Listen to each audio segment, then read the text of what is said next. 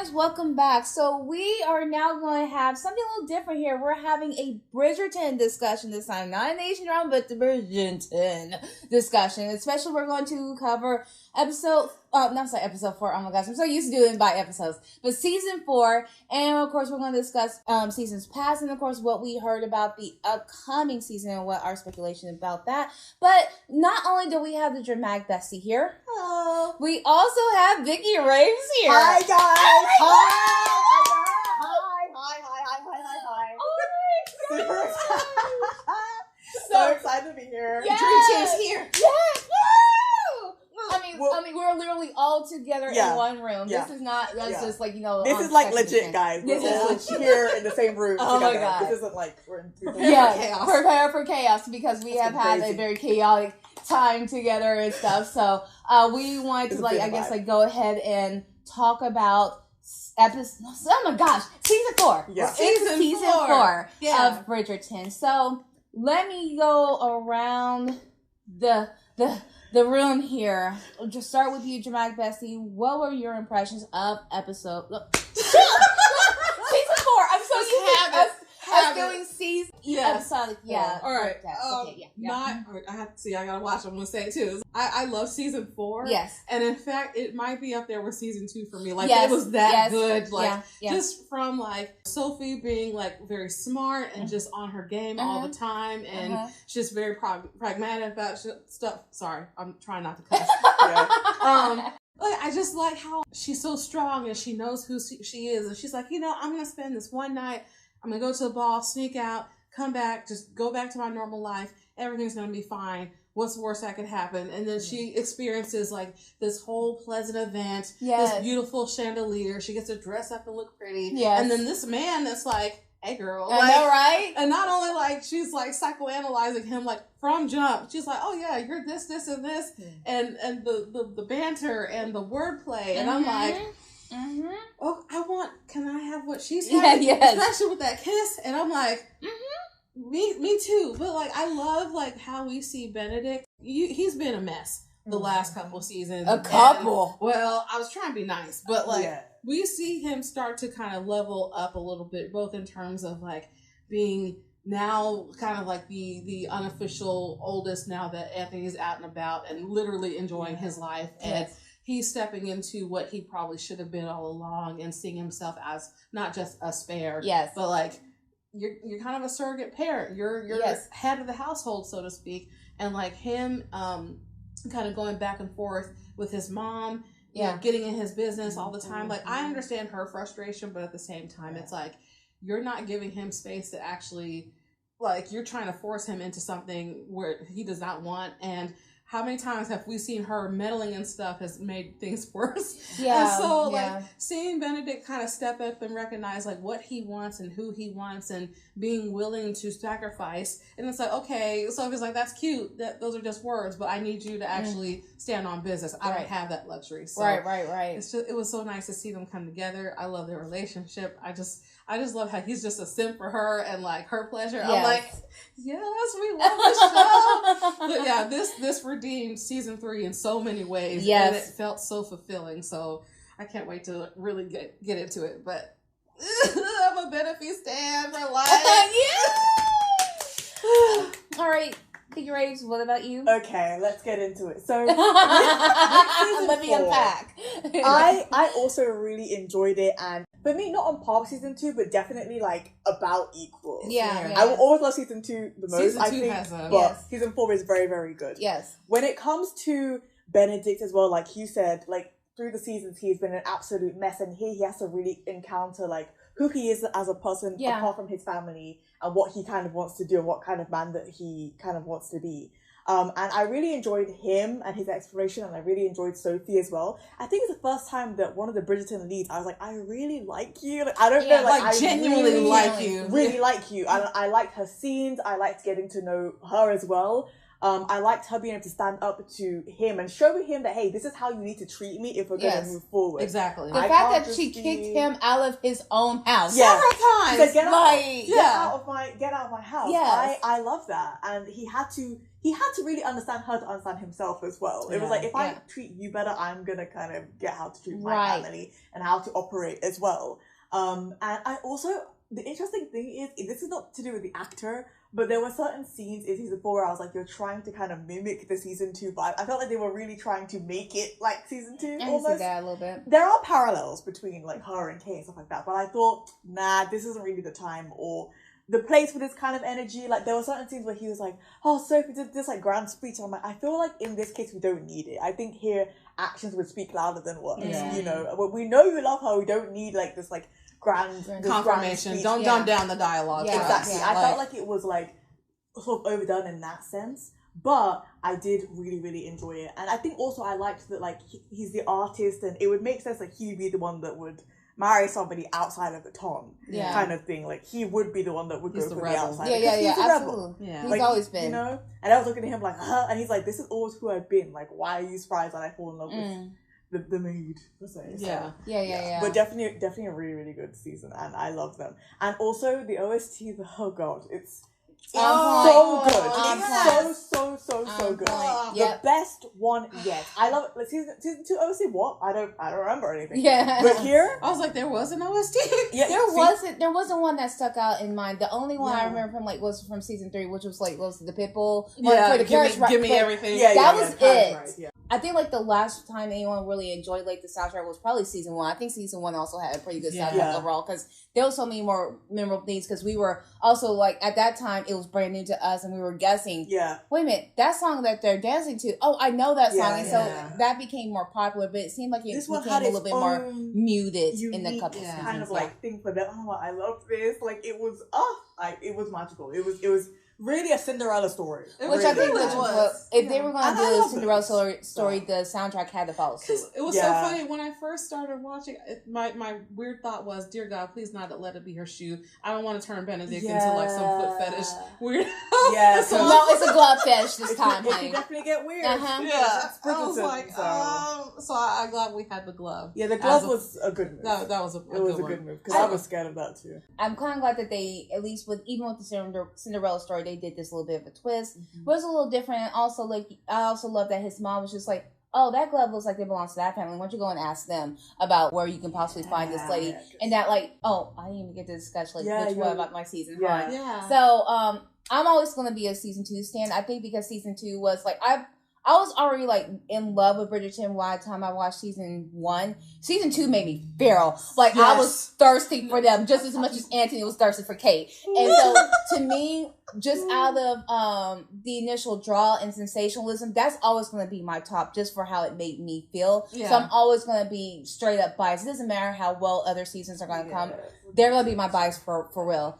But I will say that season 4 was just a tad bit underneath season 2. However, I'm going to say this, and y'all can have this little discourse with me too, is that a lot of the things I believe that was in season 2, let me back up a little bit. Initially, when I was watching season 4 came out, especially part 1, I felt it was a little bit slower than usual. And then as we were watching, because I know we were not a part of the tone, we didn't have that kind of heightened expectation of like who Lady Whistledown. That was like our overall arc for 3 seasons.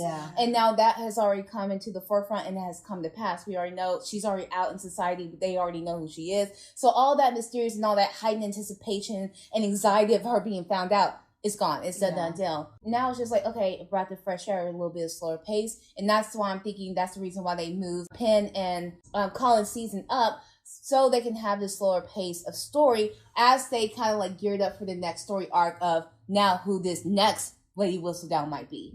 And so when it came to this season, I'm like, okay, it's a little bit of a slower, fresh back, that's to be expected. This is a new reset. So like with that, I was just like, this kind of feels like it's moving in a trying line, but you know what? That's okay. It's just that I had to contend with that because we're so used to having that that anticipation. This is how I felt about Scandal, like in the first couple seasons. It was very, very like that, and that's very Shondaland like that. But then when you get into your comfortable groove, you start taking a little bit of step back. So I kind of had to take it for what it was. So at first, like in the first half, I was just like, it's fine. It's okay. I just had to contend with where we were at pace-wise.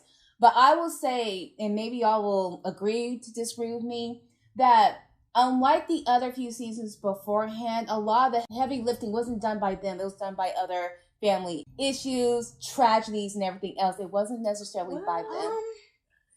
I'm a bit mixed on it because on one hand, like, I like that they went at a slower pace for Benedict because it has taken him so long to get to this point. And that's fine. And he would not fall in love easily. Like, I like that they had more time for them to kind of figure out their feelings for each other and deal with this, like, okay, I like her. Yeah. She doesn't like me, but I want her in my life. But do I want this? And am I ready for this? And am I willing to give up everything? He was himbo trying to find her. Yeah. Like, especially for an artist, it's like, you remember this necklace now, after all this time. He was a himbo, and I think that's just part of who he is. Especially when he was up there studying people's faces. I'm like, you already know she doesn't have green eyes. Go ahead and shove that in your mouth. Yeah. Like, that's what you have to do. Like, you already know, even if she was wearing a wig, it was like, I don't think that red hair is really a part of her. Like, that's why I kind of felt like.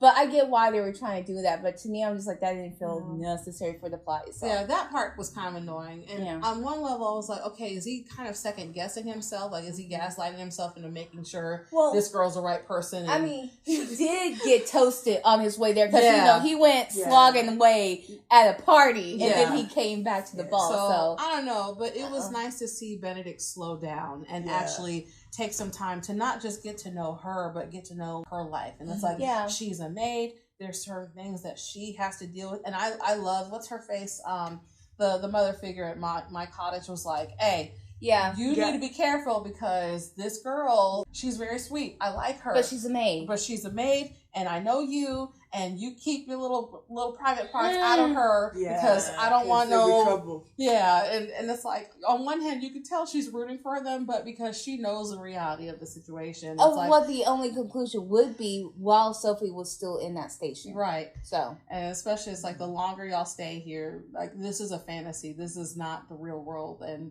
eventually y'all are going to have to step back out and deal with the consequences of your feelings and your actions, and we need to nip this in the bud now. And I do appreciate that Violet was like, look, here's the situation. I like her. The whole family likes her. But the reality is the ton is going to come down on all of us. And you still have sisters that are not married yet. Y'all are constantly in some nonsense. And if you marry this girl, you'll have to move out. You'll have to go out in the country. You'll have to be ostracized from this family. I will still love you. I'll visit you when I can, but you won't be here in open arms, like not in open public like this. And I think if she didn't have any more kids to worry about, I think she would have been like, do what you want, babe. You're grown. But it's just like, Francesca, she's still trying to get Eloise out. And that's a whole thing with Eloise and not Francesca. Hyacinth, thank you. And we'll get to Francesca too. I was not expecting that to happen that soon. I knew it was coming, but based on what Tim said about like season 4 being like very like a lot of other things, season 3 had the exact same problem. I think they're really excited about Francesca's season. And they're just like, the favoritism feels really strong. And it's the new director, I forgot her name, but she's really like, I'm gonna throw a bunch of your scenes in there, because it felt from that point on, it was like, it was less about the main couple, it was more about everybody else. There was more of a balance to season 1 and season 2. And it was frustrating from season 3. For season 3, because I wanted to see Colin and Penn, like, their journey, and him finally figuring out, like, hey, dumbass, the person you love is here all along. And no offense, I really wanted him to suffer a little bit for Penelope. Didn't suffer enough for what he did. I agree. He's just like, that's why I'm just like, I was discussing with this offline with Vicky, it was just that it seemed that with them doing stuff a lot out of order, it doesn't also seem like they already know what is going to go in next. It just seems like they're just writing it as it goes. They don't have the overall arc build up for everything because they don't know whose season is going to go in what order. In a perfect world, we also discussed this before, is that ideally, if and only if Benedict's season had gone in season 3, then they could have worked on Colin's story arc throughout that to have him suffer through any of that. That would have been better, and it would have been more fun to watch. Yes. Absolutely. And it would give Penn more of a reason to, like, I need to get up out of here. Yeah. I need to find another suitor. Right. Because you're not being shit right now. You're running around being a little hoe. And that's the thing. He should have done his whole tendencies in season 3, but not when it was their season. Yeah. That's what made it, like, icky, because I was like, oh, like, trying to say, oh, he's got an experience now, and so I can not be a gentleman with you. And she gets pregnant too. Right. And I think that's what was so hard as swallowing, pun intended, but swallowing Colin's season or their season together was because, unlike the other ones before, the other couples did not know each other prior. He knew who Penn was. So it's like, and so that's what makes it a little bit dirty. And I would still even forgive him if, and only like I was saying before, if he was doing his dirt, like in those like season 1 and season 2 before he realized his feelings. But that's the missed opportunity of the writers not doing that, because they were also trying to do so many other world building in those first 2 seasons. But of course, like at least like with those first 2 seasons, and I will even say 3, it mostly concentrated on the main couples. Yeah. This one was kind of like towards the end, it already seemed like the choice was made by midpoint, which was fine. Yeah. That's fine with me. But by that time, all the other family drama kind of overshadowed their story to the end. Yeah. So when it came to like what actually was with her being in the will and stuff like that, something we already knew in the first part of season 4. By that time, I was like, okay. Like everything else had like Francesca's tragedy and Hyacinth crashing out over that, and like that kind of, and of course like Violet in her backbone, not getting backbone kind of situation, that kind of overshadowed everything else. And I wish like they, it's okay to plant little seeds, but don't make it the focus. Like for example, the whole thing with Hyacinth, oh my God, like my sister lost someone that she loved, and like have that be the start of it, and like we see that progress throughout the next couple seasons instead of, oh my God, this is something we have to solve right now. I'm like, this is not a very special episode. Like it's not. Give time for, especially if that's not their season yet. Give them time to like think about it. Oh shit, like and that's what I saw in like the Facebook group, that one of the Facebook groups that I was a part of, because they had brought up a good point, because they just like, why does Francesca technically get 3 seasons? She gets 3 of them. Because she was the focus in season 3. She's basically the focus in season 4, because we keep going to Scotland. I'm thinking, I don't give a shit. Like,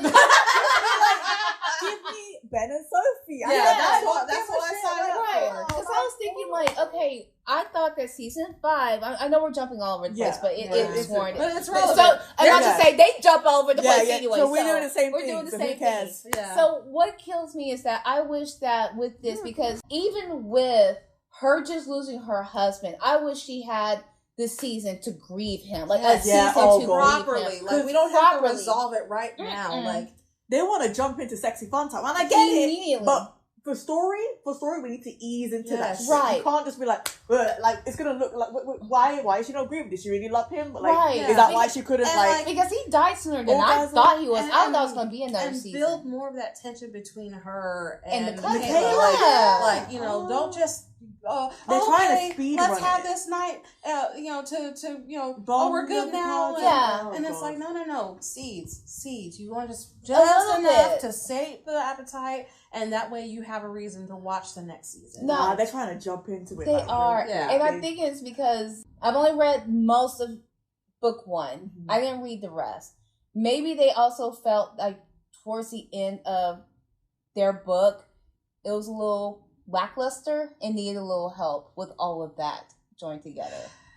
It's so annoying. But like, if you have good writers, you can set up the story. You don't need to put shift the focus. Right, I agree. There's so much happening between like Sophie and Benedict. Yeah, just between them and Sophie's like extended family. Yes. Like that's all the drama right there. Absolutely. Like we didn't need all this extra stuff. And I think it was frustrating because it's like, we see Benedict, like, I think he's probably, like, the best out of the brothers. Like, he's asking for her consent all the time. Like, he's focused on her pleasure all the time. He's considerate of her. And it's just like, this is so much of a contrast from the ass that Anthony was in season one. Absolutely. And it's just like, this is probably the most satisfying romance because they both recognize their feelings for each other, but they know that there's circumstances, external and external, that are keeping them apart. And a lot of it was just due to class. That was the only like drawback. Yeah, you're a maid, I'm a gentleman. Yeah. And the con would I am a gentleman. I am a gentleman. And Anthony's like, give me back my line. That's my line. Yeah. I mean, if Anthony was only there for more than 2 minutes, like that's what but I get the reason why Jonathan Bailey is up there making his bank, and I kid and all that shit. I do not blame him for that. I'm glad also, like, this was the first time we have like an actual epilogue, like post credit scene epilogue of a wedding. That was beautiful. And it was a beautiful wedding. Yeah, it was beautiful. It was at the cottage. It was glorious. Everybody and it was a there. wedding that was not out of force or anything like that. Marriage of convenience. All the weddings have been either like we got to do this because of scandal. It's just like, I plan to marry you, but you lied to me, but I'm going to protect your future anyway because I still love you. And it's like we finally get a wedding where people are on equal ground, and like they make that choice together, even though it's like, oh wait, Sophie is actually a noble person. And I think the only thing that really frustrated me was, I'm like, as smart as Sophie is, why did you take Araminta at face value? Like, why did you not go look up the will yourself? And maybe it's because she was young, and especially with Asian cultures, like it's ingrained that you're supposed to like trust your elders and listen to your elders. So on one level, it kind of makes sense. But I'm like, girl, you're smart. You're a maid. Try and look Basically, if she could escape and have a day at the ball and do that, or night at the ball, she could easily have also looked at the will. You did that. That's really like, woo, you could have done that too. Like, I just want to know, how did we skip that important step? Like, how did you not know? It's one thing if like Araminta had hid the will.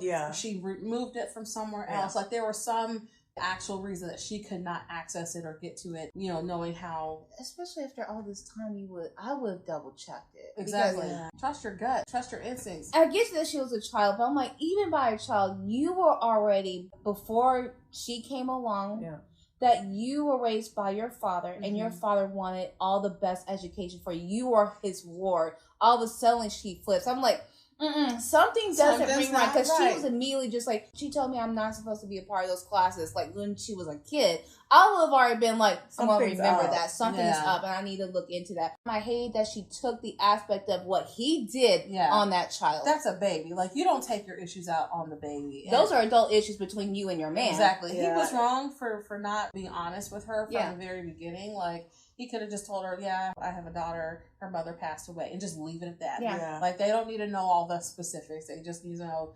that's his baby. Right. They're just merging families and all that. Because Araminta was like, oh my gosh, you're cute. And she's like, oh wait, she's ours? She's one of ours.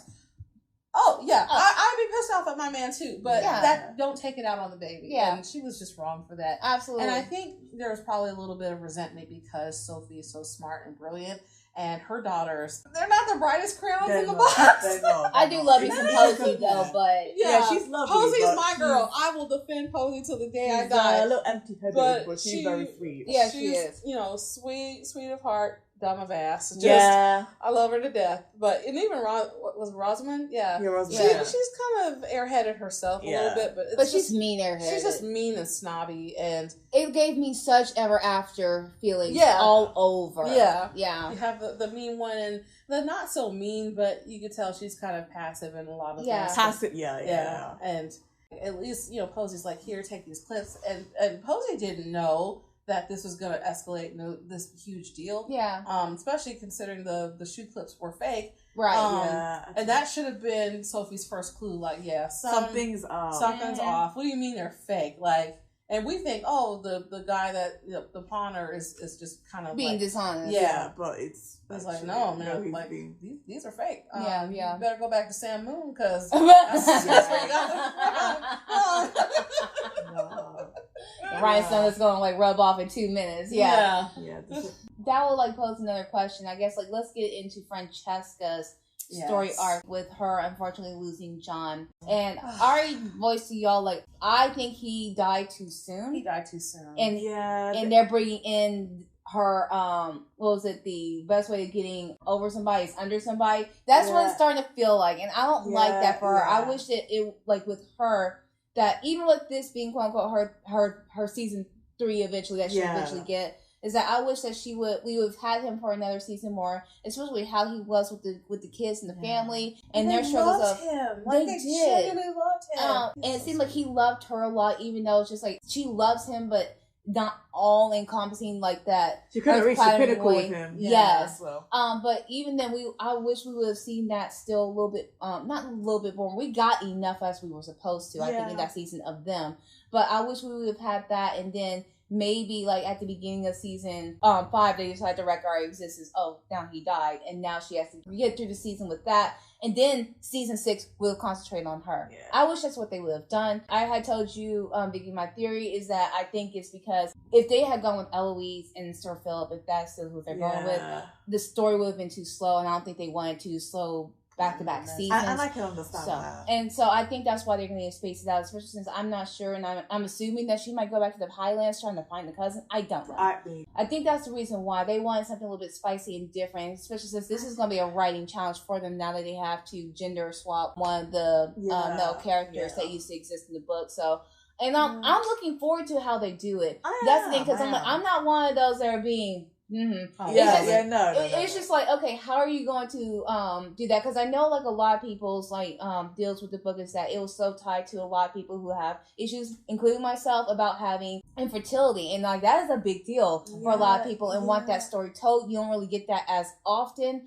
but I'm like, but you also don't get stories like this of same-sex couples either. And so I was just like, I'll be fascinated on how they tie that story together. Even because writing the awkwardness of Michaela being his cousin and him being dead and him dying. And being so many layers to this. But it's like just the fact that like you were with him, you could, and she's gonna reach her pinnacle with Michaela. Obviously, obviously probably because she's bi and she leads more one way than the other.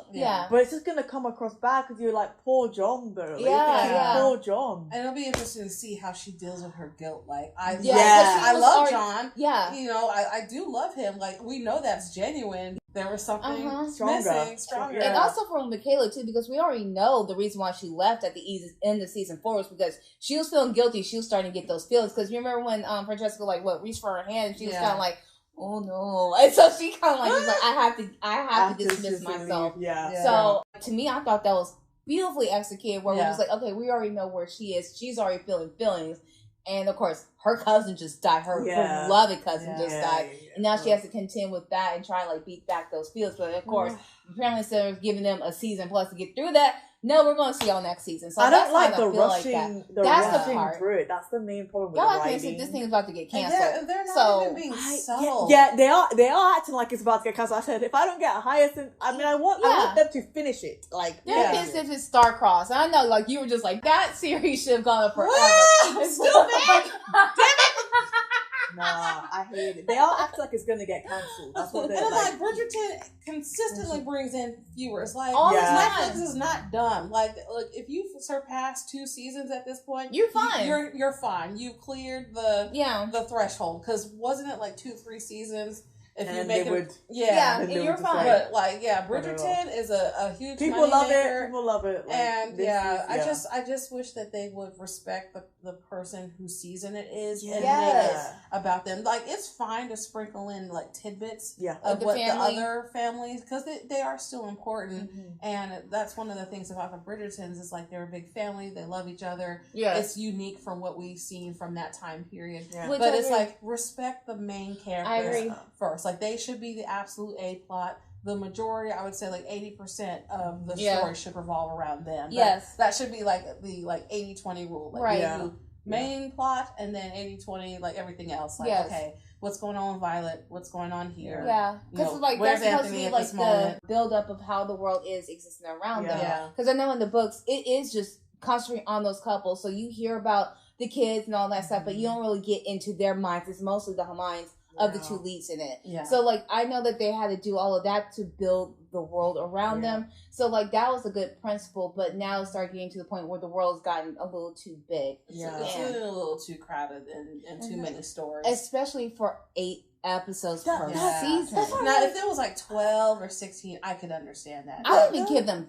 10. Like, at least that, especially if you're going to go that further out, especially the more people you include in this family, I can understand you bumping this up at least like a couple episodes, at least to tell those decent stories. And I know they're also trying to keep everything as packed as possible, so therefore you don't feel as much of a lag. And I would say, like, by the time episode 5 on, they started to pick up a lot. I feel like if they go for the slow pace that they did in season 4 and focus on one couple, I don't think I'd be as bored. Yeah. Like, develop them and make me be like, oh, okay, and then we could pick it up in 8 episodes, and I'm like, all right. Like, all this, like, different directions, I'm like, oh my lord. And I hated that we got a funeral and a wedding in the same season. I didn't like that. And I think it's more of the switch up of, like, how quickly it goes from one extreme to the other. Like, we go through this really wonderful time with Ben and Sophie, and they're playing, and they're figuring each other out, and banter, cute stuff, and then tragedy! And I'm like, dude, like, come on. Like, God.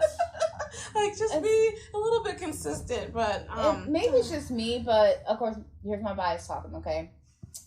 I think I would have been okay if season 2 was just like Anthony and Kate just bickering and all that stuff. I would have been fine with it. Oh yeah, I would have been. I would have been. I could watch them argue all day. And if it was just them in that season, just lifting all of that and all the shenanigans they got into, even without him marrying Edwina, I would have been fine with that. I guess it just depends on how it's written, the characters are and back and forth. But of course, I like they had amazing chemistry. Absolutely, like they have. It was sizzling. And you know what? Like, I think what I love so much about season 2, it would take someone just as headstrong and stubborn and a jackass as Anthony to take him down and be like, "Look here, like." I'm You're not real, there. I'm that real chick. You're not going to get one over on me. I know exactly what you're about. You told your little friends, and I called you out. Now you're mad. Like that's exactly what it is. Like, find somebody else. And you're trying to act innocent about it too. I'm like, no. Yeah. No, I already heard you. It's like, it's already in my mind. So we already know this. And so that's why I'm like, I liked about them more. I'm like, I didn't ever feel bored during I was never bored in season 2. So I'm like, you can focus on the the tension and but also develop them. If you think they're boring, like, just to begin with, develop the characters. They're not boring by the time they get to their season. Right. They don't have that They should end the season being different people than they were when they started. Exactly. And I would say Benedict did. And Benedict did a great job. I was like, I'm so proud of my little dumbass, like my little screw up, because he's every season he's doing something dumb, and I'm like, I understand Violet. I understand her frustration. And then it's like, actually, we are the same person. I'm like, oh, really? Well, that makes sense. Where was this the first 3? No wonder they're finally just saying, like, apparently they might do a spinoff on Violet and Edmund. That one I know I'm gonna love. I just know, because that's what people have been requesting since the end of Queen Charlotte. It's just like, okay, it's time for, like, Violet to get her lick back, especially like this whole aspect of love and how she wanted this to pass on to her children. It'll be nice to know how she fell in love with them. I know I'm gonna love it. I think that would have been brilliant, but I'm just like, after season 3 was coming out, I'm like, okay, so after are we getting anything? And crickets. I'm like, okay, all right. So I guess my other thing is, like, no offense to Claudia Justin, I already told you about it, but like, I think we discussed this on our trip here, but okay. Now, the reason why I was also wanting season 5 to come about is because Claudia Justin, she is not how old Eloise is supposed to be in the show, and that's to be expected.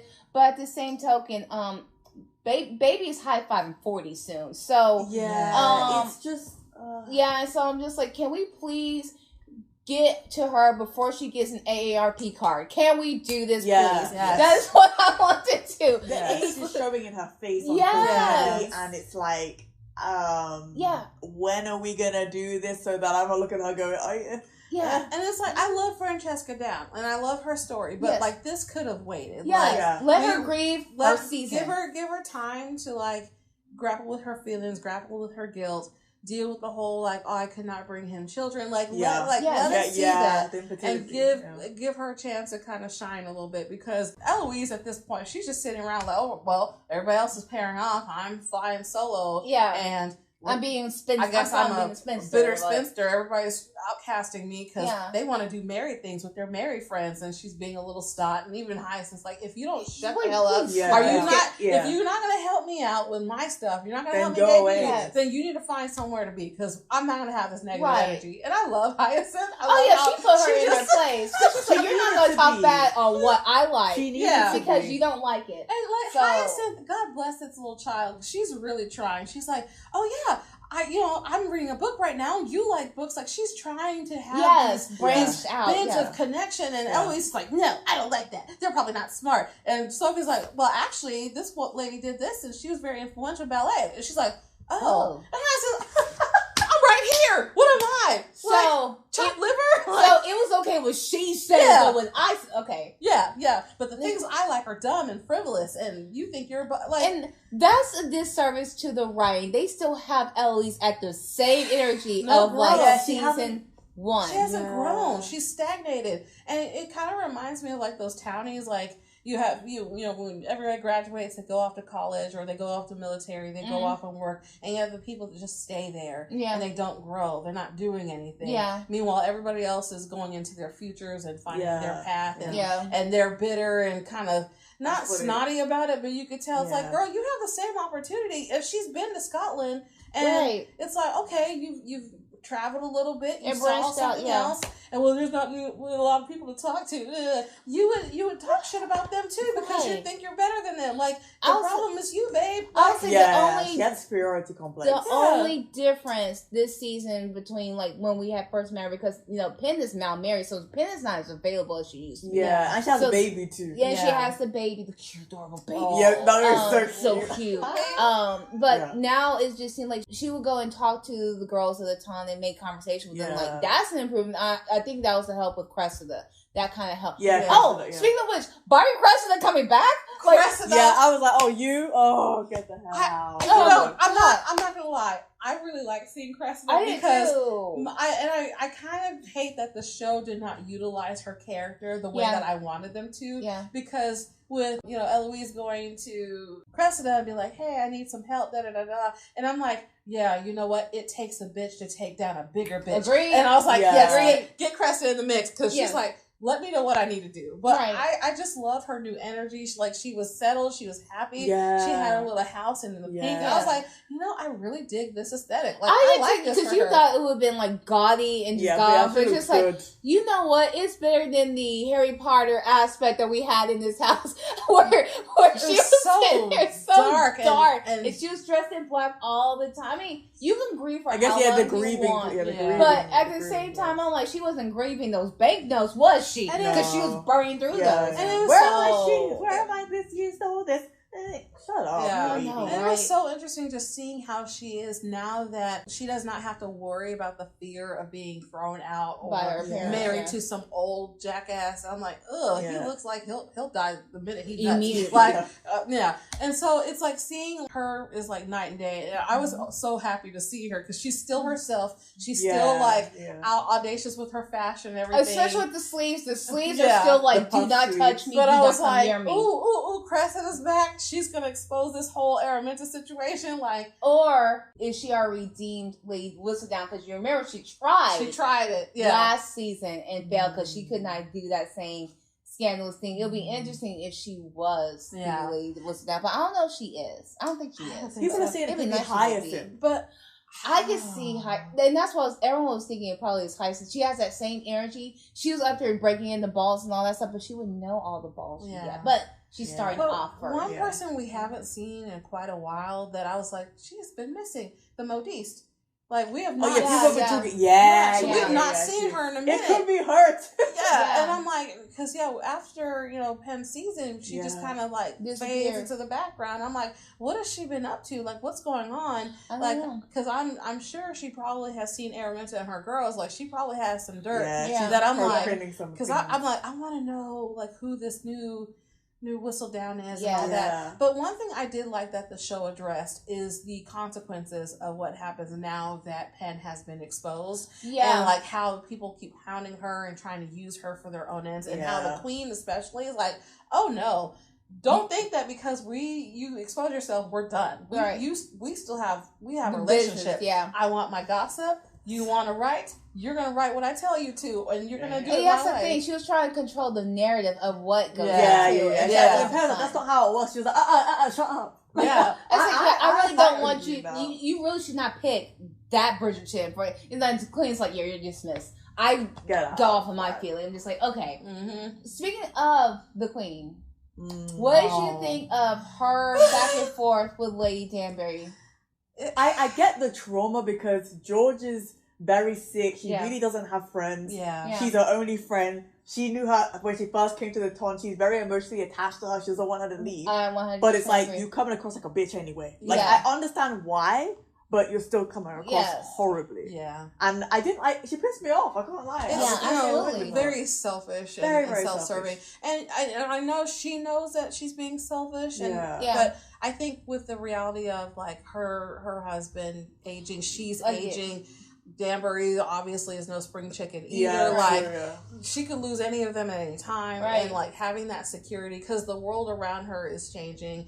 You know, Whistledown has taken over as the preeminent like queen of the social figure, tastemaker, so have you, and so it's like her influence is waning a little bit, and it's like the only thing that she has is Danbury and George, and that's it. And so it's like losing a pillar of who she is. It's like, oh my God, you're like, oh yeah, I'm going to Mars. What do you mean? No, you have to stay here. That's the, and I get it. But then again, would you blame me? No. Okay. No. I see that. Yeah, and that's the struggle because the Queen is still human. She still has human feelings, and it's like I would be devastated. I'd be happy for you, but at the same time, it's like, no, don't leave me. You're one of the only things that makes this world make sense. You know, they just go off together. Like they wait maybe until George kind of like, okay.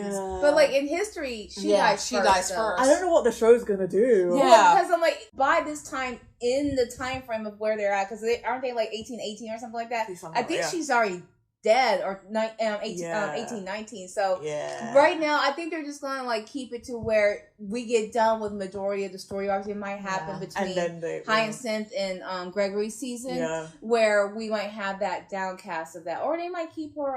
Who knows? Some creative storytelling. I mean, a lot is creative storytelling. She's dead as in terms of Queen, but she's like, oh, actually, I'm going back to Germany. Cruising. I'm traveling around the world with my bestie. Yes. You know. Because we still have the whole situation with her children and her kids, and and I think based on was it I think the ending of Queen Charlotte or the beginning of whatever, Queen Victoria, they're like, Queen Victoria, they're the parents of Queen Victoria, and I'm like, so we got that, so we already got that propelling force, so we know the other Queen Victoria, not the one sitting in front of me, but the other Queen Victoria is coming. What other? Because there's a lot of other elements in it. Oh, I didn't talk about the Mondriches. Okay, I kind of can't stand them. Every time they come on screen, I'm like, can you just go away? I don't know. I really don't care about them at all. I'm like, here's the thing. I love them as characters, and I feel like they need their own spin-off show. But I like the way that the series is still trying to keep them like relevant. Yeah, because like I love their relationship dynamic, and it's so nice to see a healthy relationship compared to the chaos of the Bridgertons. I think that's what they cast them up as. It's kind of like the avatars coming into the society as new money. So we get kind of things through their eyes. You can see that. Yeah.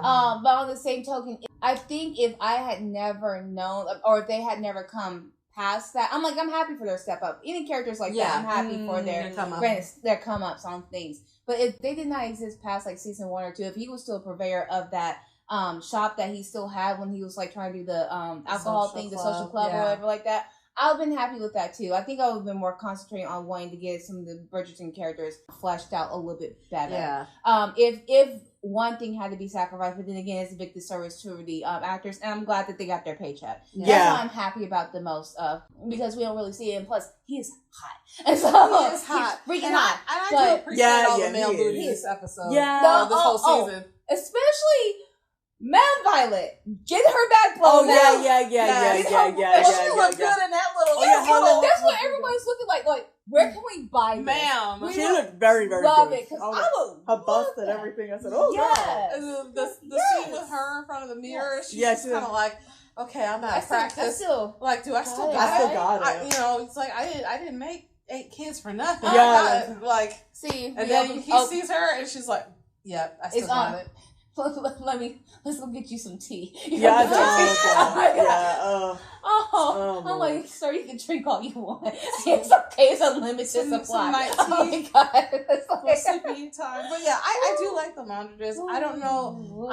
I'm torn because I like them as a couple. I like them as characters, but I really do believe that it's time for them to break off into their own spin-off. If they're strong enough. I don't know if they're strong enough characters for that kind of spin-off.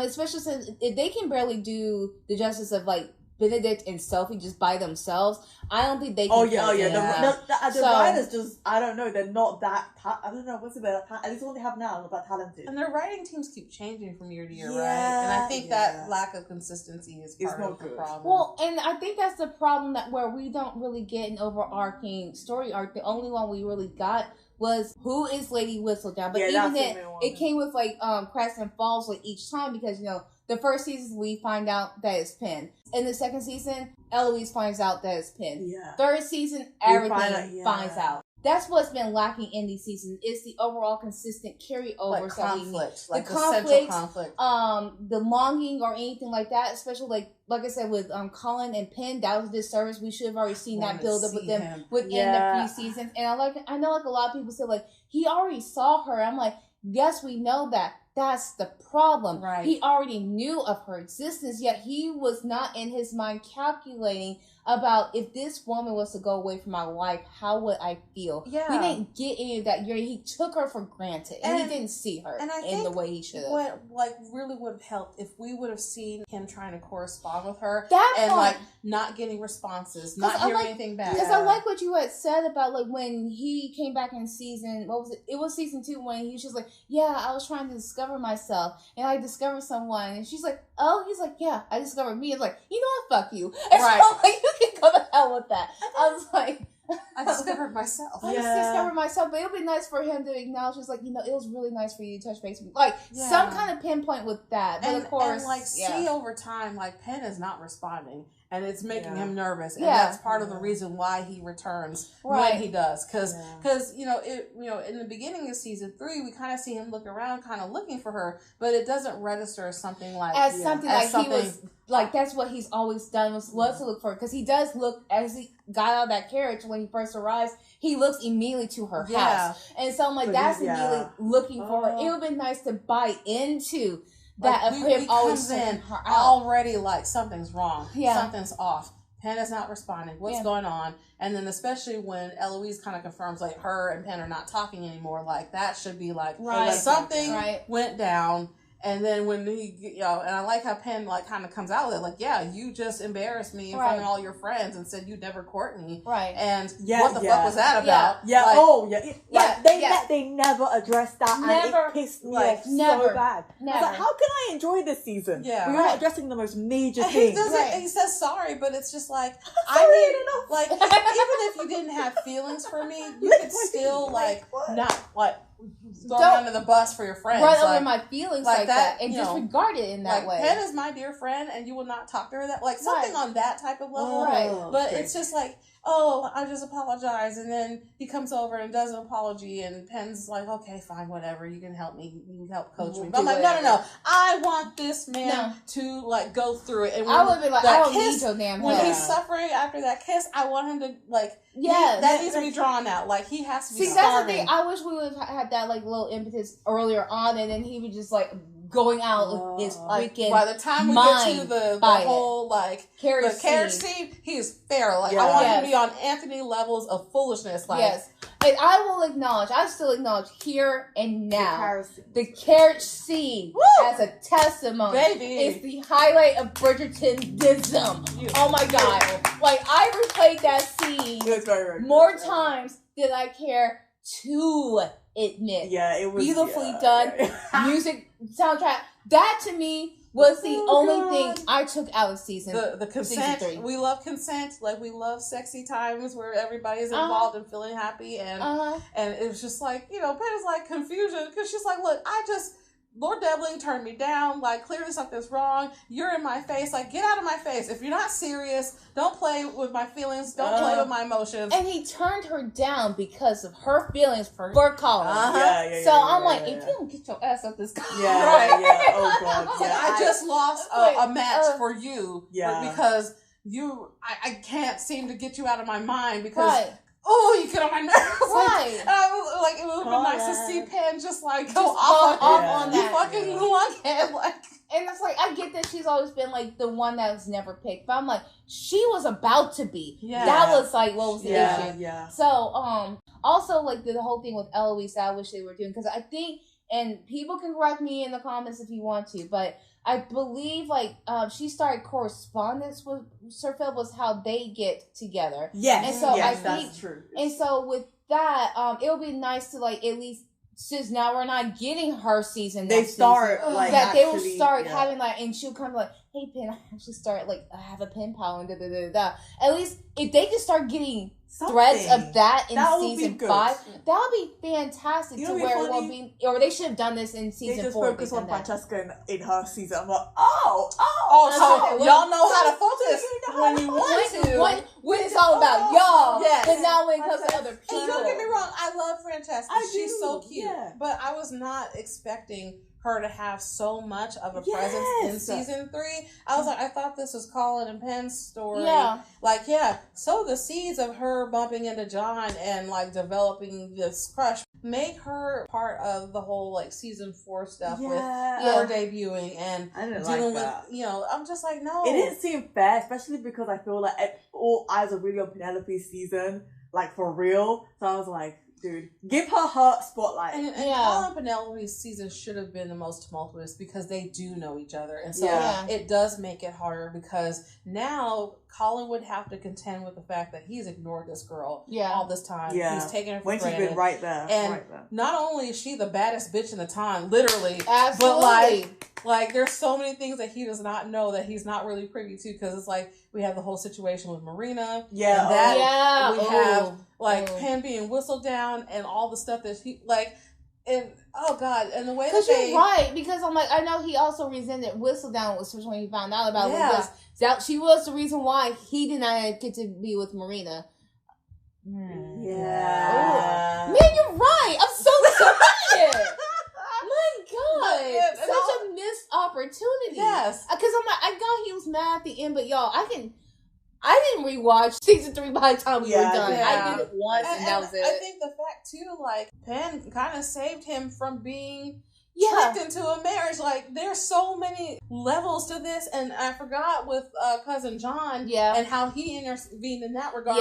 And it's like, okay, you have history with the Featheringtons. Like clearly you can make this right. You just gotta actually put in real work. And I felt like he didn't put in real work. It's like, oh, I'll help you. Like, she doesn't necessarily need your help. She's a badass. She just needs to believe in herself. But yeah, I had a lot of issues with season 2, but like season 3. Season 3. But like season 4 redeemed this in so many ways. I really like season 4. And Colin has become the wife guy, but I need him to have another like his own presence. Yes, I agree. And so that's why I was just like, if the Mondridges had gotten sacrificed to get a little bit more build up of those other characters that we kind of needed, I would not say the nay with it. But I guess like let us also be like what the writers refuse to do. Let's like reconcentrate back on Sophie and Benedict for a minute, because I didn't talk about colors. The color schemes. Because I'm a color girl, and that's how it goes. Because I think like when we had watched F4 Thailand, they had spoiled me, especially Marie Claire, spoiled me with colors, and so I had noticed a lot of things when it comes to the Lady Silver, but a lot of it, I think with Silver, you can also be deceptive, and of course that's what she was doing with Benedict at this time, and of course that comes with its own thread here, but. I did notice that especially when they're at my cottage, which y'all, that sent me. I went to my cottage, and like, wait, what? Typically, you might see like in the Regency romance of them being stuck in a literal hut And that is where There's only one bed. only one bed and like one fireplace, and she has to wear his shirt. No, this is a whole big little estate in the country. And so what I liked about this when it came to the color choices with this, because of course she couldn't wear what she had because she was wearing like the maid's uniform that she got from that asshole that Benedict protected her from. Yeah. And so I saw that the two colors that she wore during that stay was the Bridgerton blue, light blue. Yes. But the day that they kissed, she wore silver. She wore gray. She wore gray. Also, what I found fascinating, the day that he asked her the infamous thing, we'll talk about that scene too. On the stairway when when Mr. Fingerton got into that she was wearing I think she was wearing a blue gown then and I think her jacket was like a dark gray or anything like that, so like it was elements of her still in all of that. But what I also found interesting was that the gown that she wore away from my cottage was like a checkered black and purple uniform. And of course, eventually, what uniform did she wear when she worked at the Bridgertons? It was purple. Purple. So it was already foretelling that. And I think it was also like an interesting mixture of what she was going to eventually become. Yeah. But I also found it interesting, like whenever she wore the gowns when she was a maid, of course, she had to hide who she was. She had to hide that necklace. And so I know like a lot of people were predicting when it came to the necklace too, that eventually maybe that might be a necklace that was like a family heirloom, because for a mom's maid to have that, I thought that necklace might have been like too ornate for a maid to have, but what do I know? But I thought that maybe the mom might recognize, oh, I know whose family that is. So I thought that she belonged to a prominent family through her mother's side too. Yeah. That's what I had thought. I didn't realize that her mom was legitimately just a maid, and she was literally like, and for some reason, I kept thinking the necklace was like key to that will. Like, I thought so too. Right. Yeah, I thought so too. But no, it just ended up him being on the floor, him recognizing it. Therefore, he recognized Sophie. So I was that was it. So after that, I was like, okay. Like, that felt kind of like you guys just a letdown, a convenient let's wrap this up. Okay, I thought it was going to be something promise of her unlocking her inheritance or something of that way. But that's why I'm like, their story kind of petered out for me towards the end. Yeah. But I think like the big like gasp that everybody had gotten that I had talked to was him asking her to be his mistress. And I'm like, bro. The Bridgertons have a very funny way of putting their foot in their mouth in the wrong moments. Because we're getting this nice, steamy, heavy scene in the staircase. Like, things are happening. Yes. And then he's like, yeah, girl, be my mistress. And I'm like, no! Like, no! It's like, and he thought he was being sexy about it. He thought so, and we had got that illusion because one of his friends that he had known had a mistress, and so we thought that he was probably just thinking like, that's not how my family shows love or anything like that. But then again, we also know that he was not in his same headspace, and to him, he believed that I'm trying to provide you with the best I know I can, because he could not marry her. Legally, he could not marry her in that way. Yeah. And that's the unfortunate thing of the time. It's funny, like, seeing a lot of people who have not seen a lot of, like, Regency stuff in regards to that. Just like, oh my God. Like, it's not shocking because we get why. Yeah. Right, we get why. And of course, we know her background, too. That's the reason why we're just like, oh, hell no. And of course, like, we all already know, like, Sophie is that queen. She deserves that wifey status. We already know that. Yeah. But I know, like, of that time, that is the best he could have offered her because of her status. And of course, I think that's also mentally where he still was. He was still in transformation. He was getting better because he wasn't no longer the runaway spare that was so afraid of that. And that was also something I wish they would have done more. Self-sabotaging a lot. And also not knowing what his place was. Yeah. Now he realized what his place was with Sophie. I compliment him in being sure and knowing this is the girl I want. Even despite him not knowing she was actually the Lady Silver, he has always been looking for. Mm-hmm. Even though I'm like, by the time you had kissed her, you didn't know that. Whatever. I don't know. In that part, to me, the romance is kind of like, okay. But, you know, it is what it is. But it kind of is a little realistic as I think somebody had told me, like, as time fades, because it was months, but in between there, you couldn't do that. But I'm like, even still, you remember that necklace. I wouldn't have remembered that necklace. No, I wouldn't. I definitely wouldn't. Because I would have been like, how the hell does this get up here? Hi, so you been playing about this? Like, I told you to stand up my room. Get on my journal. It's not mine. And so like I kind of wish that we had gotten a little bit more of his existentialism when it comes to being that spare. It seemed like that was his hard case the entire time of his existence on Bridgerton. Because remember when Anthony got into that duel in season 1, he's like, look, if something happens to me, you're going to have to take over. And like, but it's like, wait, I don't want to do this. I'm not ready for that. I'm not ready for this. So he's always had an issue about that responsibility because I think he doesn't want it. And so I wish they dug a little bit when it came to him seeing his nephew. Was like, okay, now the Viscount title will go to him. It won't have to go to me. I'm no longer that second in line. And how relieved he was when he saw it. But also he was kind of like, not necessarily resentful about it, but he's kind of like sad too. Sad because like that's all he's been. So he's like, what am I? What do I do? Now you're Sophie's husband, but also like her protector. He goes through his art. I feel like his art. He needs to embrace being an artist and I agree. And we know that he paid Sophie at the end. And he signs it. It's like, and then which I love, like his artistry has always been the forefront because that's what he's been able to concentrate on. But at the same time, like I wish they would have dug bigger into like because I think that's been his whole turmoil on the reason why he held himself out in the first place is because he's like he doesn't know where his place is, and then like if something he's always doubting himself, he always has because and his art is good, and so if Anthony had not intervened, he probably would have been just fine. But that broke his confidence because like, did I actually get in because of my own skill set or because I'm a Bridgerton and my brother paid for me But I think he's also had all those doubts or like those misgivings about himself before even the art came to play because like I said, he is the second in line, and so he's the second brother, so I'm sure he's always been like, I don't know what to do with myself. I don't know what I am supposed to do.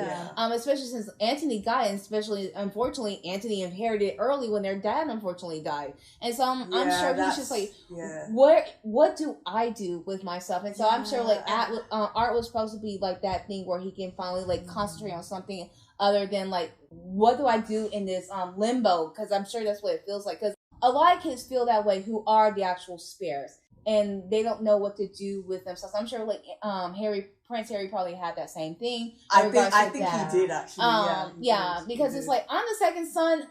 Who cares what I do? Like whatever. And so when it came to this, like it's the difference when you are born out of duty versus love. He was born out of love, and so that's where it's kind of weird when it comes to Benedict, to where it's like Violet showed all her love to her children. I'm sure equally so did his father, because he was able to receive his father's love for a long period of time in comparison to Hyacinth, right? Yeah, Hyacinth. Oh, God. But the poor baby, and so but when it comes to this, it's like, how did he? I'm not sure if like he just wasn't able to be shown enough love to where he feels like he's valued despite being a quote unquote spirit. He's more than that. He's a beloved child that was born out of love, not out of duty of we just need to have this second child on deck. It's weird how they they all have this like this complex. Like, yes. Even though their parents seem to be really dedicated and probably really loving, it's like, why do you all have this? Some weird issues. But I guess it also kind of shows that it doesn't matter what class you come from, or everybody like the relationship you have with your parents is going to be different from child to child. It is, I see that with me and my own sisters. Like there's a 6, 7, 8 year gap between us, and how I was raised with my mom. We have a very different relationship than my younger two sisters, and they got away with murder. They had access to things that I did not. I got denied things that they were able to do, and it's so interesting to kind of see that. And it's like, and I can see when my mom's like, she says like, I feel guilty because I told you no to do XYZ things, and they were able to do that with no problem, and I feel like I use a service. It's always different. Of course, you were the firstborn. I'm not the firstborn out of my siblings, and I have brothers. I'm the only girl, but there was this own hangouts with what they got to go do, I couldn't do. Because you're a girl. I'm the girl. I'm like, but we're camping in the tent outside. It was the fact that I was a girl. I couldn't do that. Even if it was camping outside in our own backyard, but it was with our neighbors' boys or anything like that, I couldn't do that. Even though I went and played with them all day, was gone with them all day, that was the hard line with my mom. And so, there was a lot of things, as a boy, my brother got to go and do. I couldn't. Where there was one thing where he got to do, I got to do other things. So it's kind of like, not necessarily equal, but there's kind of interesting there like differences. The differences there are. For sure. And in Benedict's case, too, he was always being compared to Anthony, whether he wanted to or not, because even at the ball, they were calling him, oh, it's the second, and not, oh, it's Benedict. Benedict. And so subconsciously, like, even if they didn't really mean to, Anthony is off the table. Yeah. He shouldn't even be part of the conversation. He's married. He got babies. He's doing his own thing. But, like, even they don't see him as his own separate person. They look at him as a title step up. Personality. Oh, it's a Bridgerton. Is it the first? No, it's the second one. And it's like, can you shut the hell up? Like, and they're not even being subtle about it. Like, when they approach him, they're like, you know, they could be like, oh my gosh, it's Benedict. He's the artist. Yeah. Oh my gosh. And they don't see him for who he is. And that's how people thought with Sophie, because he feels like this little girl sees me. She sees me. And like, I want to get to know her. For all the seasons, because he always knew, like, they are just up here just hunting me. And I don't like that. Yeah. Right. If I'm going to go on a hunt, it's going to be me doing the prowling. And so that's why he went hard, which I'm like, I don't blame him for. Because at least with that, he's on his own equal footing. Nobody really saw him as a Bridgerton. It's like, can you bone? That's all they wanted to ask. Yeah. And so I'm kind of happy that he now finds some semblance, because as soon as, like, you know, Sophie stepped into the picture, all of a sudden, like, he's up there not dueling in his brother's, like, ledgers anymore. And just, I wanted Anthony to come back and was like, what is this? What is this? What are you doing? Why did you write Benedict loves Sophie in all of my ledgers? I'm trying to balance books. I need to pay for the servants. What did you do? I'm sure Benedict is like, oh, for the 2 minutes you were here? Okay, bro. All right. But and there's Anthony, like, telling him off too. Like, right. And I'm just sitting here like, bro, do we need to rewind to season 2 for you? You almost married another sister? Okay. Yeah, like, India's not far enough. And you didn't even say, you didn't even have the decency to shut her down properly. And, like, we were on the altar. Yeah, and you were like, you're looking at Kayla. You're trifling. Yes. That's the only reason you didn't get married today, is because my sister had enough sense and self-respect to run away and call this shit off. Like, and for Anthony to show up and just start fussing at him and treat him like a child, I'm like, this is a problem right here, because you do not respect, like, Benedict. You have not seen what he's been through. And I kind of, on some level, I kind of understand, because, like, oh, Benedict's back on his bullshit again. He got involved in some maid, and I go away for a couple months, and here he is. The whole homestead's falling apart. My mom's apparently out here clapping cheeks, and I'm like... And I'm like, let her. She raised her kid. But Benedict is really trying to tell him, like, yeah, I fell in love. This is a situation we met. And Anthony's like, oh my God. What now? Like, get off my case. Leave you alone. You're supposed to be running the household, and you're in this little fairy tale romance with a maid? Like, come on. I said, He was coming at Benedict and said he didn't do a whole bunch of dirt. And season 1 especially, he was about to blow up his entire spot. Not only for, like, regarding the duel over Daphne, but also Sienna too. Yeah. I was like, I don't want to hear Jack Taco. You better go on with yourself. It's just a hypocrite. She says, I'm doing this for a stand for a single one, like, here. Like, you were about to in season 1. Like, you're about to throw everything away for a maid. And especially when he was like, if push comes to shove, I'm going to pick my son over you. If you need to leave the family, you got to leave the family. I'm like, that's cold-blooded. I understand, kind of, he has to protect his kid. But it's like, that's your brother. I get that, but like, also, Benedict has been by your side since the very beginning. Like, yeah, I get that, but that's also how society was. That's the unfortunate thing about it. Like, and the fact that what Anthony said, like, that, it feels like a betrayal of who the family is and how close they are. Like, very cool. That's a very extreme sort of, like, really, that's the length you're gonna go. But I get it, because he's like, you're about to ruin this entire family, and it's not just like a small screw up that we can easily cover up. Right. You have sisters that have not been debuted yet. Yeah. Like, the whole family's reputation is on the line, and it's not a small issue. Like, that could be the end of things for them. Right. So I kind of understand. Like, I think he's just kind of done with his shit and like, look, this is the situation. Right. I'm not going to fuck up my son's future because you want to keep your dick wet. You go find something to do that like, somewhere else. But I get that, but at the same time, it's so like you literally just got here 2 minutes ago, and you're up there trying to like, sling around all this moral, righteousness here. I'm just like, you really don't have the foundation to tell me anything, especially since, let's review your account, sir. Like, you don't have the grounds to come at me like that. And I wish he had talked to Violet, too. Like, Violet could have filled him in on what's going on and why he's acting this way. Instead of him reading it through the paper. And reinforcing the fact that, no, this is not a joke. This is serious. Yeah. This is a big deal. This girl is amazing, and they would be perfect for each other. But Anthony had assery. I'm like, this is why you need Kate, because Kate can help balance out. Yeah. See, if Kate's gonna do that and just give him a look like, hey, what would he do? He'd be like, it's like, if you want Andy, you better stay your brother. Like, that's your brother. Yes, ma'am. But you know what? Because maybe I was wrong. It's like, because Kate's here. Now you admit you're wrong. Okay. And I think it also speaks to their dynamic, because Anthony is very like, facts. Yeah. And, Benedict's very, like, artsy and kind of free form. And, hey, man, free love. And it's like, no, like, get it together. Like, he's all business. Get shit together. And it's like they love each other, but the way that they approach life is so different. Very much so. And so it's probably hard sometimes for Anthony to relate to Benedict and vice versa. Like, Anthony has to be responsible. He was forced into that role. And so that's, like, he kind of has to be hard about certain things. Like when Benedict's like, give this person money. Sure. Yeah. Yeah, give that person everything. Yeah, no big deal. And like, wait, are you checking those balances though before you just sign off on that? Right. Because I'm like, you solely being all this, but I'm like, do you really know what you're doing? I'm not to be that person, but it's just like, well, like the Bridgerton will be bankrupt in like a year. Yeah, if it is up to him, then they'd be gone. And it's like that. You know what? Maybe it's good that they have the cottage. They just run the cottage. It's like £10,000. Quick, don't tell him. I'm just like about to go set up Pemberley in a minute. Oh my gosh. I guess, like, with that being said, what did you think of the overall conclusion of their particular story?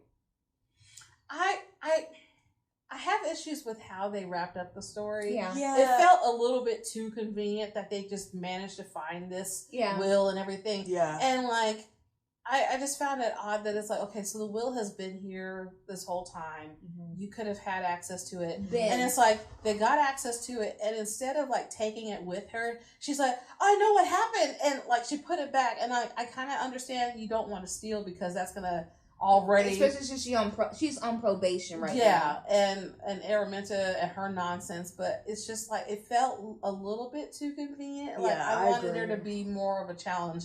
And so when Cressida entered the picture, I was like, oh, we're going to get this shit solved. Because now that she's involved in the family, so to speak, it's like, I want her to expose... That's what I was hoping too, Araminta, but it just... I don't know. It felt a little bit unsatisfying for me. Yeah, I wasn't fully satisfied with the ending. Yeah, agreed. Because I really wanted Araminta to get her just desserts. That's the thing. I'm like, I thought she was gonna be like ostracized from society, but I'm like, she's technically a lady. She just cannot be in the ton society anymore. I don't think she's gonna go to the country or something like that, or not talk about self. I'm like, she's getting off far too late for the torment she put that child through. And especially that's what I don't like. How she had her locked up and all this other stuff. And again, you were taking your issues out on an innocent person. Get your man, not the child. Right. That's it. Right. And so it just made me sad that, Rosamund still kind of had a relatively happy rate. I'm like, no, she's a little snot. Yeah. Like, I did not like her. Like, she lost her proposal, but I'm like, she's still a horrible human being. Right. And help perpetuate this stuff. Like, I wanted them to be publicly embarrassed. And so... I'm like, she still gets the money, or her portion of the money regardless. Yeah. But it's just... I don't know. I'm happy for Posey, though. Yeah. I'm happy. Posey. I love her. I love her. And what I love the most is that she begged that dude in one night. Like, it's like, oh, you want to have this dance? Uh-huh. And he was cute. He was cute. Oh my God, she got the proposal one night. Meanwhile, Rosamund has been trying the whole season. She's like, well, I'm going to go dance with this one guy, and... Yeah. Oh yeah. That's what it is to be authentic. I'm like, that's what you attract when you're authentic. Right. Rosamund is a fake. She's a snob. She's not acting. Absolutely, she is. Who is she? Right. We don't know. And you know what? And I don't care too. She was abominable, and her up there showcasing like, oh well, he would have been with me if it wasn't for Miss So and So. I'm like, you wouldn't have had a snowball's chance in hell anyway, lady. She thought, and it was so crazy because she really believed she was above anybody, but she didn't have anything of value to show for it other than that was Araminta's like doing anyway. Yeah. So. I'm like, this It's is a your doing. spider. Putting on airs, like you got fake jewelry, all this other stuff. God. And it's like the fact that you needed to double your daughter's dowry to get her out because she's that horrible. Yes. Like, yes. Yes. That scene was funny. I'm like, oh, that's a bomb. Damn, that's crazy work. That's wild. But in my mind, Posey would be friends with the Featherington sisters for real. Oh yeah, what are we talking about? What is it? Remember that season where they were like, where do you put it? And the mom was like, I have to teach you how to have sex. It's such a self-where. It's such a self-where. And she was so innocent. Like, she look at her. And we hold hands, and he makes little noises, and then we go to sleep. Like, it's just talking like to an 8-year-old about sex, and it's just like, oh, y'all's mamas failed you. It but sounds himself. It sounds himself where? Like, and she was genuinely confused. Like, oh my gosh, it was last season. That was season 3. That was so funny. I really liked them. I came to really like them in season 3. I said, okay, I actually messed with you guys now. Because it was no longer calculating, because it was like Prudence is the taller one, right? Yeah. The one that was like, kind of like Rosamund equivalent, but stupider. But I'm glad that they at least like have their own. It seemed like equally I don't necessarily think she enjoyed her husband, because she's like, oh, get off me. But at least they were occupied with their husbands and not with like, we have nothing else to do. Let's torment Finn. And so I'm glad that they already had something else to go into. Oh my gosh, we forgot to talk about Barley and Mrs. Featherington. Oh my god, that was wild. That was wild. Would y'all have come back? No. I think I would have been like, what, let me go take my chances in the countryside. It was, and I think the way that, like, Mrs. Featherington just completely missed the point. Like, Marley was trying to give her an opportunity. Yes. Like, if we're really, truly friends, can you please show that? And I need a raise. Like, things are busy. Like, your children have babies now. Like, it's a mess. I'm only one person. Especially since she said she didn't get it for like 20 years. Like, it's been a long time. She's been long overdue. And then Miss Featherington's like, well, actually, I'm going to give you these dresses from like... Excuse me? Yeah. Excuse me. And what is she going to do with those? Like... Nothing. She wore the same thing every day. The curtains, that's fine. Well, yeah.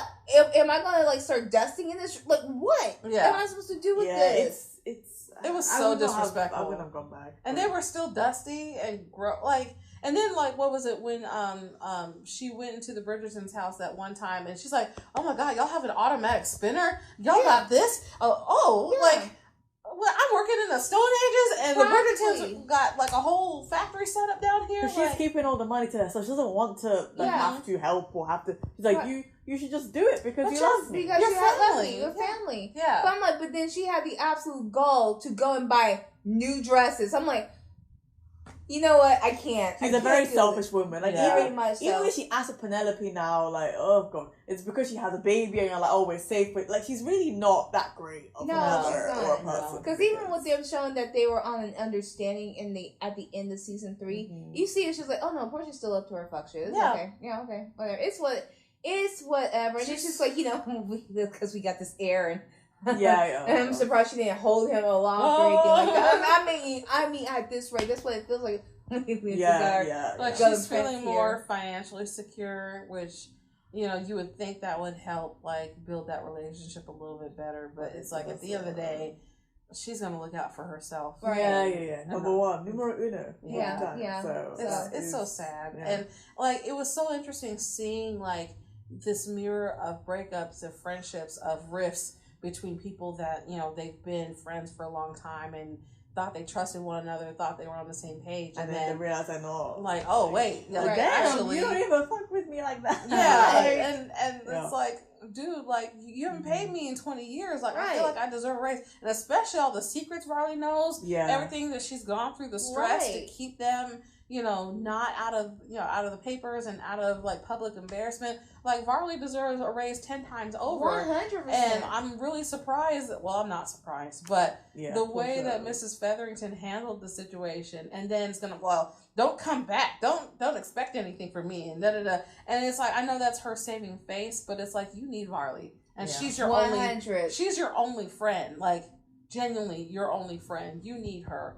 Y'all have been through thick and thin, trifling ass men, all these girls. Like, y'all are basically wives at this point. Like, stop acting up. All right. Give your wife a raise. Like, right. Act right. It's. I mean, simple things, and it wasn't like she was asking for a lot. It was just asking for a bump, because 20 years is a long time without going along without a raise. She's clearly a dedicated maid to be going 20 years without a raise and not even asking for one until now. And especially knowing their financial situation, like, she was like, no, I'm not going to do it. But now she's a nice person though, because I would have gone there. Right. And I was expecting Varley to be like, you know what, F all this. That would be funny if she was Mrs. Lady Whistledown. Oh my gosh. She knows so many things. And, she does. And especially because, we got to see the life of the maids and the servants and kind of the underbelly of what they experience and go through. They are privy to a lot of things that people just ignore them. They're invisible. Yeah. And so it's just like, ooh, I wonder if it's going to be a servant that's going to take up the mantle. I don't know. I mean, it'll be interesting to see that, but I guess if it's a servant, that would be pretty cool. That will maybe it is Varley, and maybe Varley's like, this is the way I'm gonna get money. I'm gonna get in front of the queen, right? And I'm gonna get my money up because Portia's not helping me, right? Anymore. It's like, I mean, we made it up and all, but I still need to get mine. Yeah, right. I think like just kind of a reminder to herself, like, I gotta think about me first. Like, these girls, they're taken care of. They're all married. They're having babies. I still need to look out for my future, because what if something happens to Mrs. Featherington? Then what happens to her? Yeah, where am I going to go? And they've already tried to throw me under the bus once. I, need to protect myself. Security, as Mrs. Featherington says. Security. So, I guess with that being said, because I'm like, I think we kind of covered this discussion pretty good, but I guess what is your predictions for episode 5? Oh my gosh, season 5. Season 5. Oh, y'all know what I mean. Yep. Well, Francesca and Michaela are gonna get it on. Yep. And she's gonna reach her pinnacle. Yeah. And Eloise, I do think they'll have her start writing letters to Sir Philip. I hope so. Yeah. I hope we get a little bit of maybe Gregory season, because I know there was a bit in season 4 where he met that girl and he was like, oh, she's divine. She's divine, and she's a little black girl too. Yes, I was like, yes, get your life. So maybe like a bit of Gregory, like maybe starting doing his own thing as well. We're focused on Gregory. He's a little Eaton boy now. Yeah, a bit of Hyacinth with his peach fuzz. Oh my gosh. Yeah. So a bit more of like Hyacinth and Gregory and Eloise, and like just them kind of in that season, and them being like the extra, them being the background stories on the offshoot. That's how I see it. That's how I see it going. And then like Kate and Anthony like start taking over the household. Yes. Yeah, I hope so. Violet gets the freedom to start really getting her. Because she denied Homedew at the end. Yeah, I'm not surprised. That was she just wanted the facts. She Yeah. wasn't into the... And I get that. I totally understand. She's like, I've been a wife and a mother my whole life. Yeah. And I love what you're giving to me and But the dick you're giving me, but I need to explore who I was before I was that person. Yeah. I was a person before I met Edmund. I was a person before I had all these kids, and I want to feel like that person again. I don't blame her too. Not at all. And I like that she did not try to play around with his feelings. It's like, I do like you, and I understand that you're trying to get married, but I've been married my whole life, right? And I want to see and she's like, I found that one. I found and I think she said like also she wasn't dismissing finding it again because she found she's been fulfilled in that way. Yeah. So she's had her one great love, but she's kind of just like, I'm just trying to have fun though. Yeah. Especially since like I still got the rest of these kids to get married. So, that's all. And especially Eloise, my other and she's like, Eloise will be married. I will die trying. I'm going to get that girl down the aisle somehow. She's going to find some love, because I guarantee you I'm not going to have her moping around reading books all that goddamn day and getting on everybody's nerves. And Eloise is like, watch me. I'm like, That's the unfortunate thing. We don't really need you. You need to go out and socialize a little bit more. I get not wanting to socialize. She's a problem, bro. She is a problem. But it's a problem that they have written themselves up here for. And like, you know, it's so funny seeing Hyacinth, you know, she's a teenager. She's a teenage girl. She's excited about her first dance, her debut, her first love. Yeah. And seeing like Eloise, and she's just like, you are taking all of the fun out of everything. Yes. You may not like it, you know, this whole situation, but you could at least support me. Like, I'm trying to level with you. I'm trying to be she's being a killjoy. Simpatico. Yeah, and it's just like, especially because, you know, Daphne has her own family. She's gone. We never see them. Yeah, we never see them. She wasn't even at the wedding. Yeah. Damn. And so it's like she doesn't really have any other girls to talk to, and then until Sophie comes along, and finally she's like, "Oh my gosh, stimulation!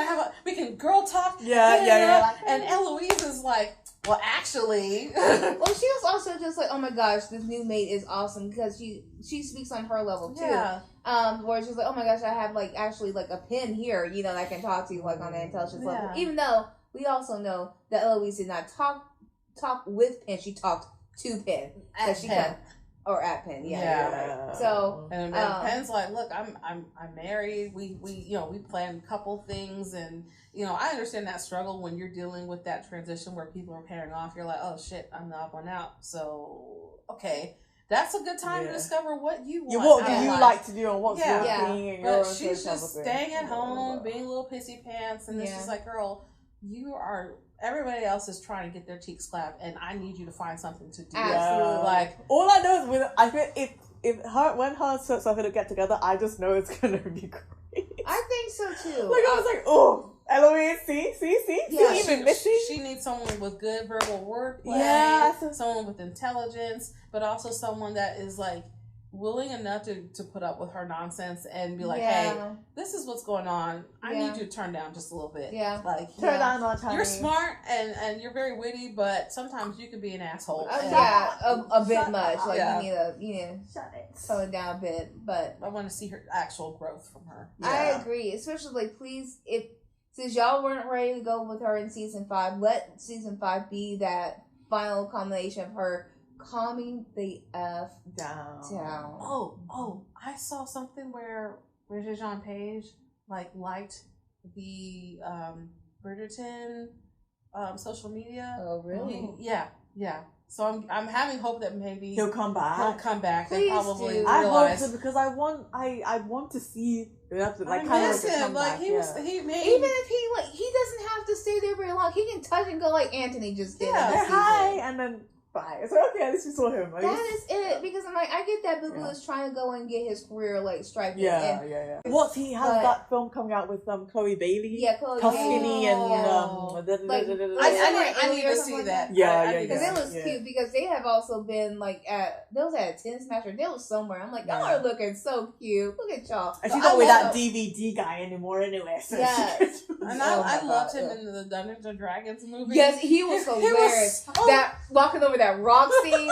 Oh my gosh, he was hilarious. Yeah, I know he's just been disappointed that his career has not taken off like he wanted to. He's a good actor, and honestly, he was one of the reasons I really enjoyed Bridgerton because I liked his energy. I too. First of all, seeing a black man in a period piece, and like he's just so lovely, and like his little trauma and dealing with his issues, and like you understood why he was making the decisions that he made, even though he's kind of being a dumbass about it. Very much so. I liked, especially considering how close the Bridgerton fam is, it would be nice to see both him and Daphne back into the fold more regularly, or all of them. Yeah. And I know it's going to be harder with like Anthony Bailey because he's not white. Anthony Bailey.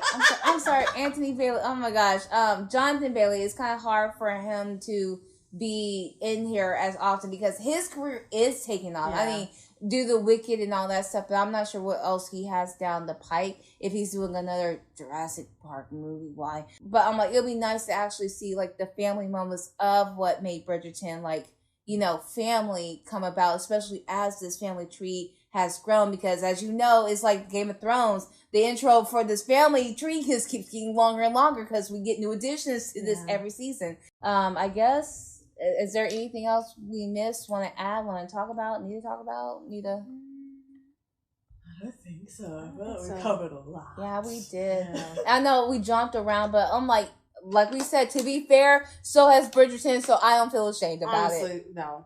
So, yeah, that's just where we're at. I still enjoyed this season overall. I really liked it. It redeemed all the stuff that was going on in season 3. Season I'm like, 3, what is happening? Like, where? I honestly think I liked season 3A. I was not really big. I was kind of with season 3B. I was like, whatever. I was season like, as a whole, I was like, throw it in the freaking trash, man. Yeah. Because I'm like, where is the woo? Where is the work that he needs to put in to earn her? He like, didn't earn it. I kept thinking of like Scandal, like, if you Earn want me, earn me. me. And I was like, yes, you need to earn Penelope. Like, you have not done your due diligence. And I've heard people say, well, oh no, but he's also suffered. And not really. He hasn't really suffered. And he really didn't suffer. No. Not really sat with his feelings No, to really recognize, like, oh my God, like, Pen means everything to me. And my life only has meaning because she's in it. Right. Because maybe, the letters were sustaining him and all these other things. It's like, you've been a constant companion on my travels. But what happens when you take that away? Right. Because you're,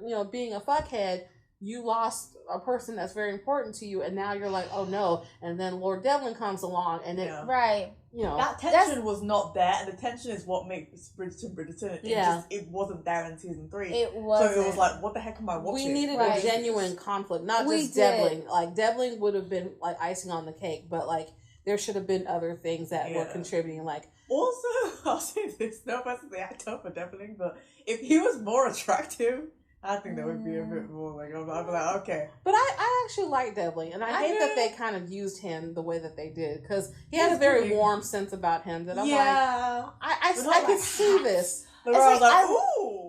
I like the aspect of him. I didn't like the execution of him. Yeah.